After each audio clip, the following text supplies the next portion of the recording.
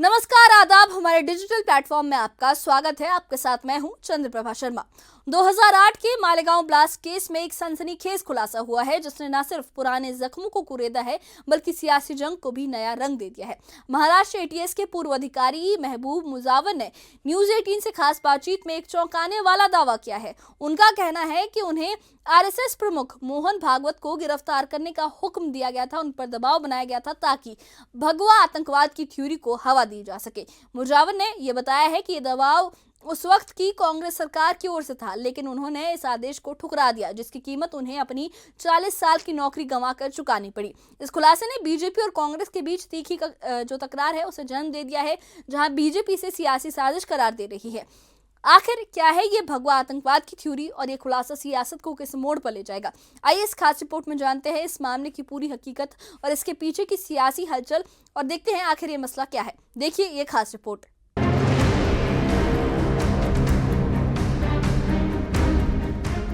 2008 का Malegaon blast case एक ऐसा मामला जिसने देश की सियासत को हिलाकर रख दिया। अब इस केस में नया मोड़ आया है। महाराष्ट्र एटीएस के पूर्व अधिकारी महबूब मुजावर ने एक सनसनीखेज खुलासा किया है। न्यूज 18 से खास बातचीत में उन्होंने दावा किया कि उन्हें आरएसएस प्रमुख मोहन भागवत को गिरफ्तार करने का हुक्म दिया गया था ताकि भगवा आतंकवाद की थ्योरी को बल मिले। महबूब मुजावर ने कहा कि ये दबाव उस वक्त की कांग्रेस सरकार की ओर से था। उन्होंने बताया, मुझे मोहन भागवत को गिरफ्तार करने का निर्देश मिला था, लेकिन मैंने ये आदेश नहीं माना क्योंकि मैं सच जान चुका था। मुजावर का कहना है कि इस इनकार की कीमत उन्हें अपनी 40 साल की नौकरी गंवाकर चुकानी पड़ी। उनके खिलाफ झूठा केस दर्ज किया गया, जिसने उनकी जिंदगी बदल दी। आदरणीय मोहन भागवत जी, इनको भी लाने का मेरे को आदेश था। सर, ये आदेश किसने दिया था मोहन भागवत जी को हिरासत में लेने का?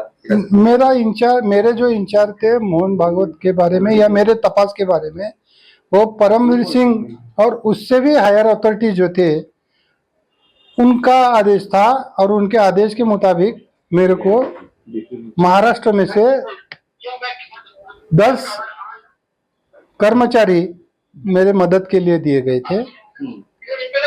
सर्विस सीक्रेट फंड में से मेरे को पैसा दिया गया था।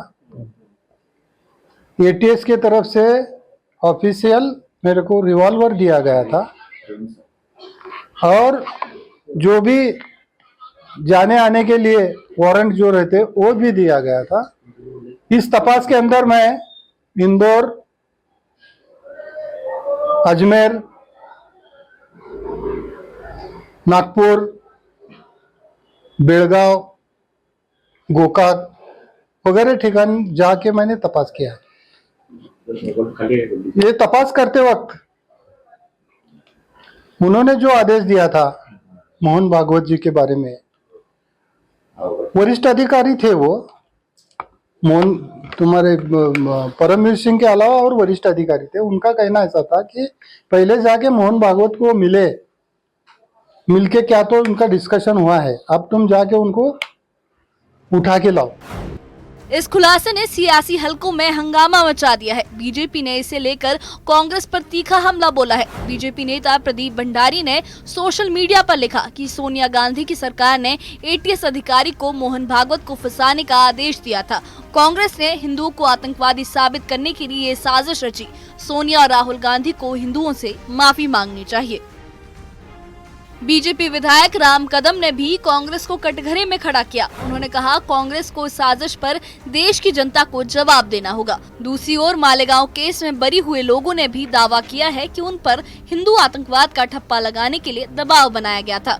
गौरतलब है कि हाल ही में विशेष एनआईए अदालत ने इस केस में साध्वी प्रज्ञा सिंह ठाकुर समेत 7 आरोपियों को बरी कर दिया।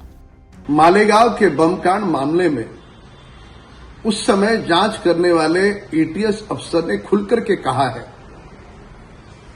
कि उस समय की कांग्रेस सरकार का उन पर दबाव था। साजिश और षड्यंत्र के तहत वे जानबूझ करके संघ परिवार के कुछ नेताओं का, सनातन हिंदू धर्म के लिए काम करने वाले कुछ संगठन के नेताओं का नाम उसमें शामिल करना चाह रहे थे। क्या कारण था? कांग्रेस दल को इसका खामियाजा भुगतना होगा। ये भगवा को आतंकवाद करने की साजिश थी। एक तरह से भगवा की जीत हुई है, भगवा की विजय हुई है। एटीएस और एनआईए के ऊपर बड़े कड़े निरीक्षण नोंदने हुए, कड़े शब्दों में निंदा की है कोर्ट ने, जजमेंट में दिया है कि ये जो केस बनाई गई, 4 एजेंसी ने इंक्वायरी किया, एक लोकल पुलिस, फिर थाना, फिर एटीएस, फिर एनआईए। ये एनआईए ने चार्जशीट दिया, उस चार्जशीट में एनआईए विरुद्ध एटीएस ऐसा मामला है, हम लोग कहीं है ही नहीं। 8 साल जो सफर किया उस जेल में जी। ये तो बिल्कुल ये तो पूरा पॉलिटिकल केस है, ये पूरी केस पॉलिटिकल है, पूरा फ्रेम किया गया था। लंबा समय से लगा कि इतनी खिचड़ी हो गई थी केस में, इतने चार्जशीट में एटीएस के। नुकसान हुआ इतने 17 सालों में और आपके परिवार को परिवार हमारा तो है नहीं, बचे नहीं कुछ। अभी हमको कहाँ जाना है, हमको सोचना है। अभी इस समय आगे हम कहाँ जाएंगे ये हमें सोचना है। अभी मैंने 3 साल पहले संन्यास ले लिया, हमारा घर छूट गया, परिवार छूट गया, माता पिता छूट गए, भाई छूट गए, घर छूट गया। समाज से हमारे कलंकित नाम आया आतंकवाद करके, हम कहीं भी जा नहीं पा रहे। उसकी भरपाई कौन करेगा, ये बड़ा प्रश्न है।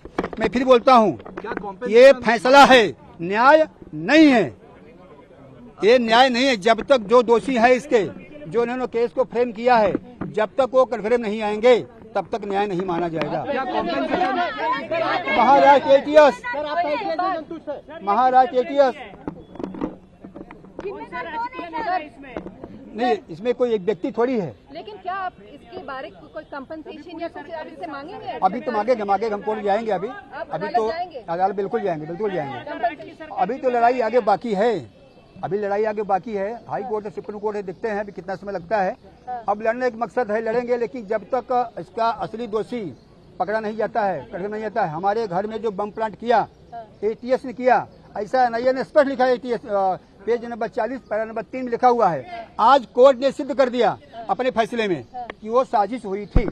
देखिए, जिस प्रकार से कांग्रेस प्रणीत यूपीए सरकार ने भगवा आतंकवाद, हिंदू आतंकवाद, ये नरेटिव सेट करने के लिए षड्यंत्र रचा और ये पूरा मालेगांव का केस तैयार किया, आज उसका पर्दाफाश हो गया है।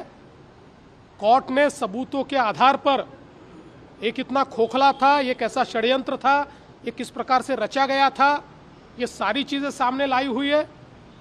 और एक प्रकार से केवल वोट की राजनीति के लिए अपनी वोट बैंक को और विशेष रूप से एक पर्टिकुलर धर्म की वोट बैंक को खुश करने के लिए जिस प्रकार से नैरेटिव लाने का प्रयास कांग्रेस ने किया था और तमाम भगवा और हिंदुओं को आतंकवादी ठहराने का जो काम कांग्रेस ने किया था, आज पूरा देश उसका धिक्कार कर रहा है। और हम मांग करते हैं कि कांग्रेस ने माफ़ी मांगनी चाहिए। विशेष रूप से ये हिंदू आतंकवाद और भगवा आतंकवाद कहकर जो अपमान कांग्रेस ने तमाम भारतीयों का और हिंदू समाज का किया है, उसके लिए कांग्रेस माफ़ी मांगे, ये हमारी मांग है। क्यों किया था भगवा आतंक? क्योंकि उनको इस्लामिक आतंकवाद का सहारा लेना था चुनाव जीतने के लिए। ये उनका बहुत बड़ा वोट बैंक बन रहा था। इस्लामिक आतंकवाद के जरिए इस देश के मुस्लिम युवाओं को वो एकत्रित कर रहे थे, उनके अंदर आक्रोश पैदा कर रहे थे। और इसी को काउंटर करने के लिए, संतुलन बनाने के लिए उन्होंने, और ये पहले से चल रहा है, नेहरू जी के समय से, जब राम जन्मभूमि पर ताले डाल दिए गए और पूजा की व्यवस्था कर दी गई। ताले पड़े हैं तो मुसलमान खुश, पूजा हो रही है तो हिंदू खुश। बिल्कुल उसी नीति पर, नेहरू के समय की नीति है ये, कि हिंदुओं की खूब बेइज्जती करो और मुस्लिम समाज को नाराज मत होने दो।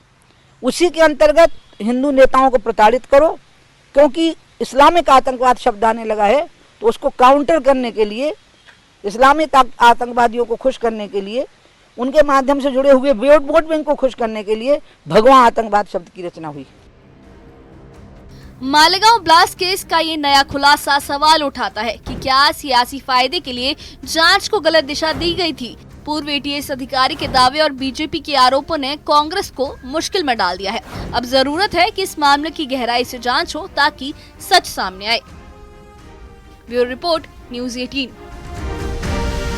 तो ये थी मालेगांव ब्लास्ट केस में हुए उस सनसनीखेज खुलासे की दास्तान जिसने एक बार फिर सियासत को गरमा दिया। पूर्व एटीएस अधिकारी महबूब मुजावर के दावे ने कि उन्हें आरएसएस प्रमुख मोहन भागवत को गिरफ्तार करने का आदेश मिला था। इस दावे ने न सिर्फ जांच की नीयत पर सवाल उठाए हैं बल्कि बीजेपी और कांग्रेस के बीच एक नई जंग को भी हवा दी है।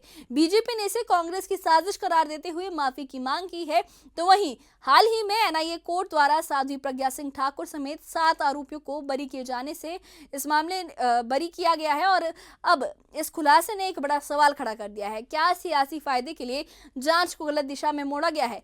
मुजावर के दावों और उनके पास मौजूद सबूतों की गहराई से पड़ताल अब जरूरी हो गई है ताकि इस मसले का सच पता चल सके। इस बारे में आपकी क्या राय है? हमें कमेंट बॉक्स में अपनी राय जरूर बताइए और इससे जुड़े अपडेट्स के लिए और ऐसी ही खबरों के लिए हमारे चैनल के साथ बने रहिए। हमारे चैनल को सब्सक्राइब करिए। शुक्रिया।